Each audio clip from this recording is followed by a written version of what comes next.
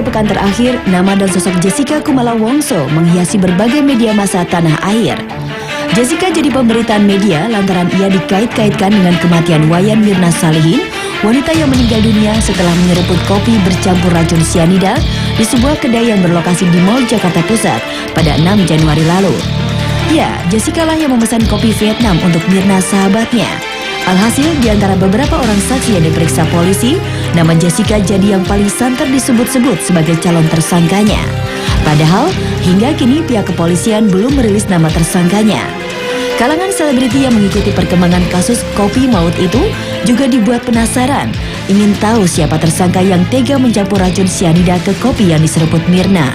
Gue penasaran karena ini menunggu dari tanggal 6 Januari itu sampai sekarang belum ada tersangkanya. Jadi memang benar-benar ngikutin dari awal banget sebenarnya siapa yang akan jadi tersangka gitu. Aku sih berpikirnya kalau memang itu sahabatnya ya tega gitu maksudnya sama teman gitu. Sekarang polisi ini saya rasa ke pihak kepolisian udah tahu siapa, tapi lebih cerdas, menggali lebih dalam karena hati-hati dengan mentersangkakan seseorang.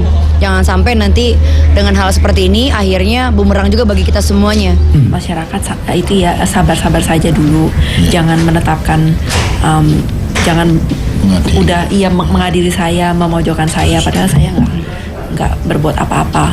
Tapi kan polisi masih bekerja keras untuk menyelidiki masalah ini. Seperti seorang artis yang sedang diterpa gosip miring, Jessica melakukan pembelaan diri dengan tampil di media massa untuk memberi bantahan seputar tuduhan yang memojokkan dirinya.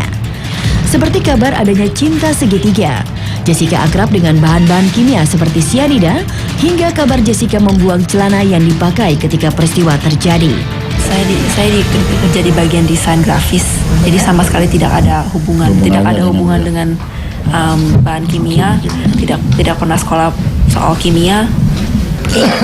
Celana saya itu bahannya, saya nggak tahu ya nama asli bahannya itu apa, cuma tuh benar-benar yang stretch gitu, terus itu ketat sekali saya pakainya. Setelah saya ingat-ingat, waktu saya naik mobilnya suaminya Mirna, waktu mau mengantarkan Mirna ke rumah sakit, itu saya duduknya buru-buru karena kita buru-buru kan semuanya. Nah seperti itu, sepertinya saya robek di situ. Cemburu dilihat sama siapa? Ada kabarnya seperti itu. Enggak, itu kan cuman saya sama Mirna sama suaminya. Ini nggak bisa dibilang setelah Mirna menikah ya. Ini kan hidup saya terserah saya mau ngapain. Kebetulan saja Mirna lagi menikah, ya. Dari interview itu kita nanti bisa analisa karakter dari keterangan yang diberikan oleh bersangkutan. Apa hasilnya? Ya nanti lagi diperiksa. Untuk mengungkap secara jelas kasus kematian Mirna, polisi masih terus melakukan penyidikan sebelum melimpahkan berkasnya ke pihak kejaksaan. Publik berharap polisi dapat mengungkap kasus yang menghebohkan di awal tahun 2016 itu dan menemukan pelaku yang sebenarnya. Pasalnya, tidak sedikit kalangan yang menganggap adanya racun sianida di kopi Mirna bukanlah kebetulan belaka.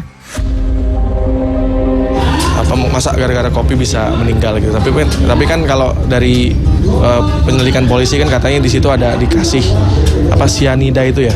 Berbahaya banget itu kalau sampai masuk ke dalam tubuh. Aku rasa nggak mungkin kita dari turun-menurun di Indonesia yang begitu tiap harinya kita banyak minum kopi, di Eropa di mana-mana nggak ada pernah kejadian kayak gini. Jadi ini saya fix 100% bukan karena kopi. Nah, kita yakin ini pasti diracun dan itu feeling kita benar gitu bahwa ini pasti diracunin. Saya di hati kecil saya merasa pasti terungkap. Itu aja intinya. Karena saya tahu, saya makanya juga bantu apapun yang diperlukan polisi untuk mengungkap kasus ini gitu loh.